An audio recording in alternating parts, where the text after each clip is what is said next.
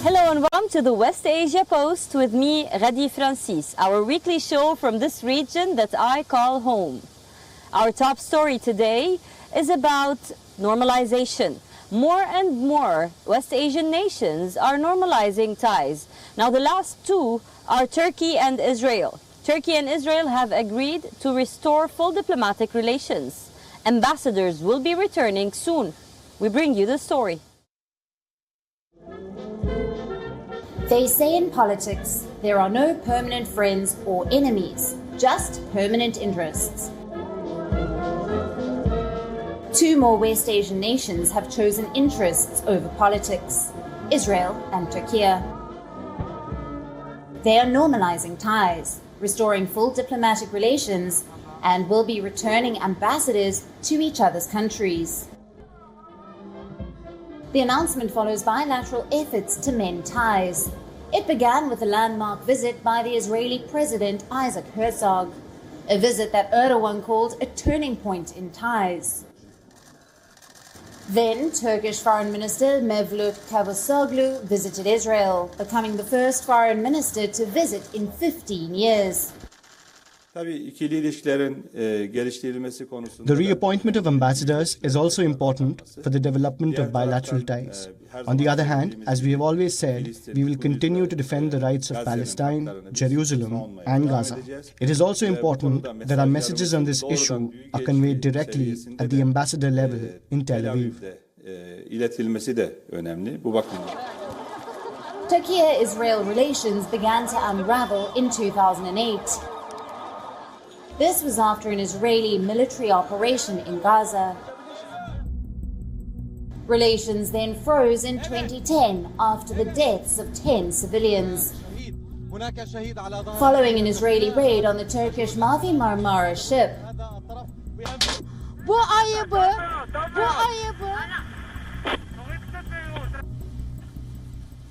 A brief reconciliation lasted from 2016 until 2018.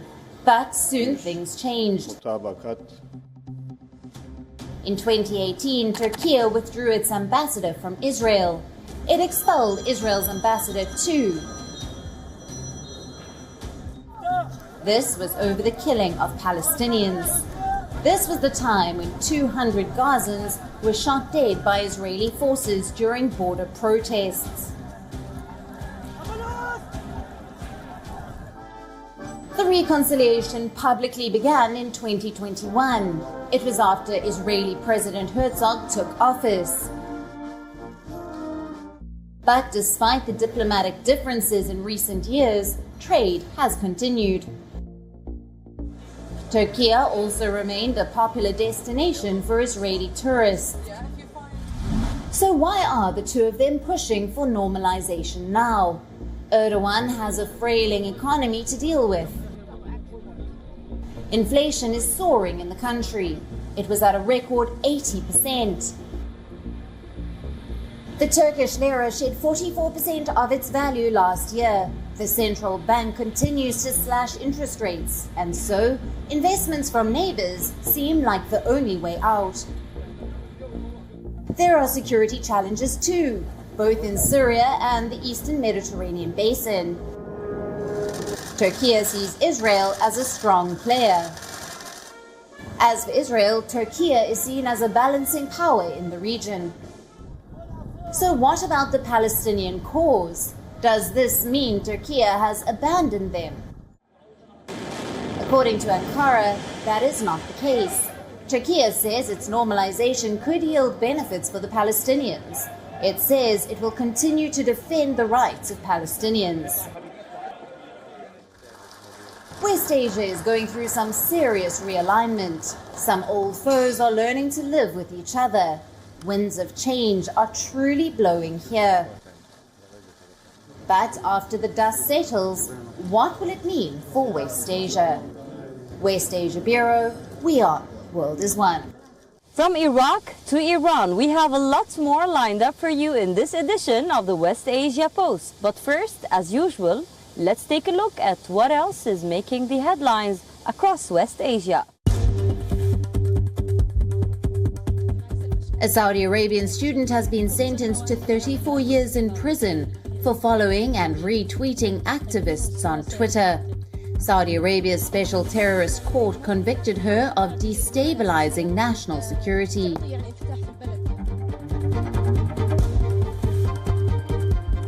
Saudi Aramco reported a stunning 90% surge in second quarter net income as high oil prices continue to drive historic windfalls. The oil giant topped its own record with $48.4 billion quarterly profit.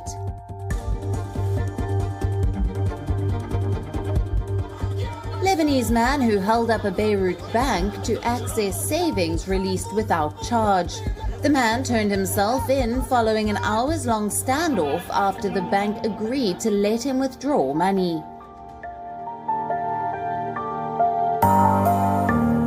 Palestinian hunger striker will appeal to Israel's Supreme Court.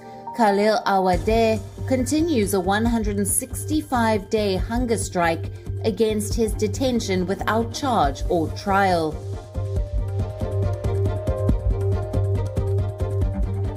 At least 3 Syrian soldiers have been killed and 6 wounded in a Turkish air raid on military posts. The reported attacks took place near the town of Kobane, held by the US-backed Syrian Democratic Forces. A renewed Iran nuclear deal seems closer than ever, and Iran appears to be most optimistic it has been in years. World powers are clinching an agreement, but still there are obstacles to rescuing the 2015 pact. Now, Iranian negotiators did respond to the European Union's proposal, pointing out some issues that still remain. So what are the sticking points right now? We tell you. Iran and the United States. There's no love lost between the two. They have been enemies for a long time now. But in recent days, the tensions have exploded. In focus is the Iran nuclear deal. In 2015, Iran and 6 other world powers emerged out of months of negotiation. The result was a historic nuclear deal with Iran, formerly known as the Joint Comprehensive Plan of Action. Iran agreed to limit its nuclear activities, and in return, its crippling economic sanctions were lifted. All was well until 2018. Then US President Donald Trump felt that the deal did not go far enough, so he decided to walk away from it.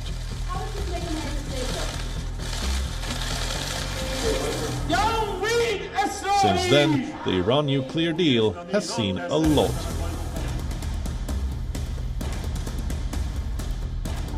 But countries are still scrambling to save it. This time, the deal even looks within reach. Earlier this week, the European Union presented their final text, one that they said was non-negotiable. Iran has now studied the text and responded to it. I can only confirm that we have received the Iranian response last evening. For the moment, we are studying it and we are consulting with the other JCPOA participants and the US on the way forward. The United States has refused to comment on what the proposal was. But the European Union and the US are studying Iran's reply. However, officials say the big issues have been largely settled.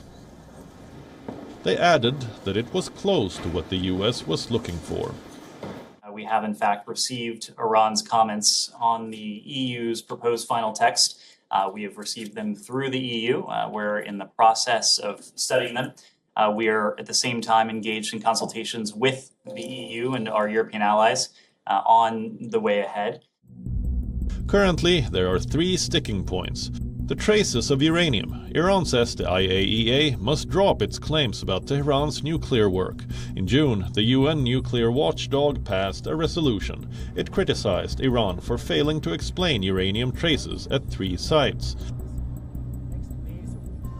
Iran reacted by further expanding its underground uranium enrichment. It also removed IAEA's monitoring equipment installed under the 2015 deal. The other issue is binding guarantees. Tehran essentially wants guarantees that no other US administration will leave the pact. But Joe Biden cannot promise this. This is because the nuclear deal is a non-binding political understanding, not a legally binding treaty between countries. The other contention is Iran's Revolutionary Guards. Tehran wants Washington to remove the IRGC from the terror list. The IRGC is Iran's most powerful military force, reporting directly to Iran's supreme leader, Ayatollah Ali Khamenei. But removing it from the terror list looks unlikely. In June, reports suggest that the demand had been taken off the table. They said it was to give diplomacy a chance. This is a positive sign for everyone involved in the nuclear deal, especially for the United States and the European Union. Both sides are also desperate to reach a deal. If it is reached soon, 1 million barrels of oil per day could enter the market, something that could help relieve the global energy crisis. Currently, Iran cannot sell its oil on the global market, but if a deal is reached, it will allow Tehran to do so.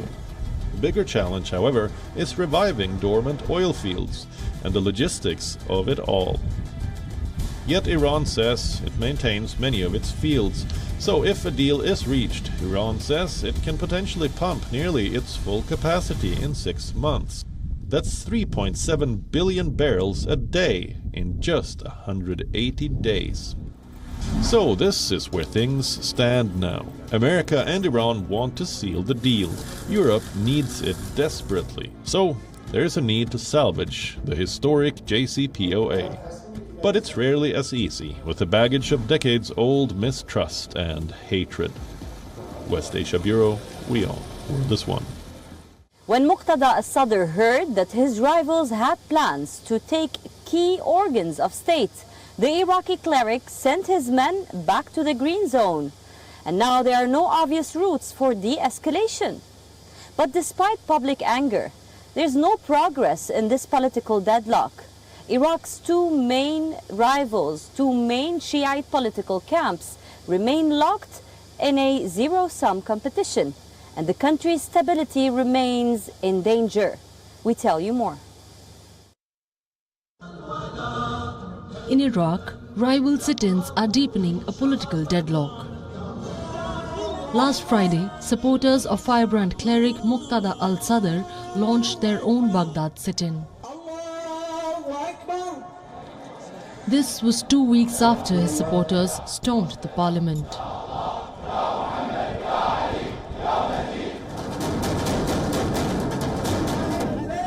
On the other side, pro-Iranian coordination framework says it will hold an indefinite sit-in. So two opposite camps and a war-scarred nation that has been without a government for over 9 months.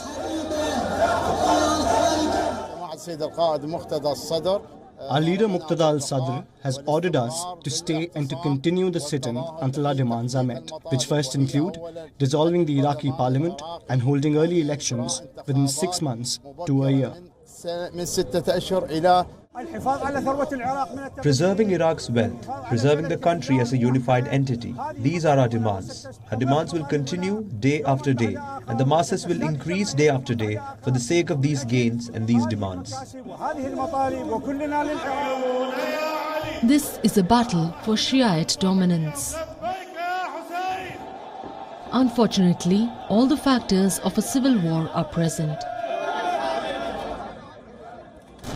There are tensions between parties, there is a power struggle, and the abundant availability of weapons. But why is this happening 9 months after the elections? In October, Sadr's party emerged as the biggest one in the parliament. For a moment it looked like the Shiite Coordination Framework Alliance would be sidelined. Yet these Iran-backed parties managed to block every government formation effort. This was until Sadr asked his MPs to resign in June. The resignations left Iraq in shock. Now, the coordination framework was the largest bloc in the parliament. In response, Sadrists flooded the green zone. Sadr, on the other hand, personally asked them to return. But in 72 hours, they were back. This time in the parliament. In fact, Sadr himself had asked them to occupy the parliament. The beloved revolutionary sitters should stay and continue their sit-in until demands are met. So what changed in the 3 days? Apparently, whispers of a plot reached Sadr's ears. One that would completely sideline him from Iraqi politics. Reports suggest Sadr had discovered that coordination framework leaders were going to control key ministries like the Interior Ministry, the Counter-Terrorism Service, the Intelligence Service and the state-run oil marketing company SOMO. This agreement on power sharing provoked the cleric. He asked his protesters to storm the parliament. This brings us to the question, how will this threaten Iraq's stability? This depends on what Sadr's opponents do. If they persist, the situation could escalate. Sadrists could paralyze the executive and the capital. On Tuesday, Iraqi Prime Minister Mustafa al-Kadhimi called for a national dialogue. He wanted all sides to meet and end this political deadlock. For now, the sides, both heavily armed, appear to be avoiding violence. They are aware of the impact this would have on Iraq and the Shiite majority that was empowered by the political system. But only time can tell what will happen if the situation persists. West Asia Bureau, WION, World is One. Iraq's swamplands. They were once home to the biblical Gardens of Eden, but now the swamplands have been battered, hit by 3 years of droughts and low rainfall. Also, this comes as Iraq deals with a crippling water crisis, one that turned lakes into pools of muddy water. We tell you more.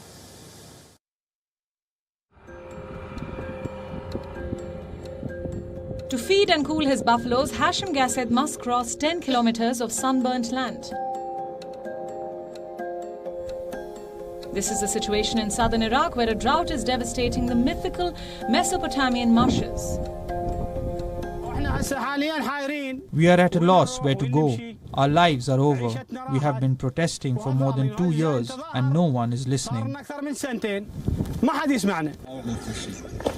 These Iraqi swamplands straddle the Tigris and Euphrates rivers. They are a rare aquatic ecosystem, especially in a country half covered in cracked desert. Legend has it they were home to biblical Garden of Eden. But now these marshlands are under threat. It previously faced massive destruction at the hands of dictator Saddam Hussein. Today they are jeopardized by poor management and climate change. Around 90% of the once expansive marshes were drained, with the area's 250,000 residents dwindling down to just 30,000. Before, when we used to come to the marshes, there was greenery, water, inner peace. But now the marshes are empty. It's like a desert. The people who live here depend on the resources found in the marshes. They cannot live in the city like those who have jobs and paychecks. Southern Iraq's marshlands became a UNESCO World Heritage Site in 2016, both for their biodiversity and their ancient history.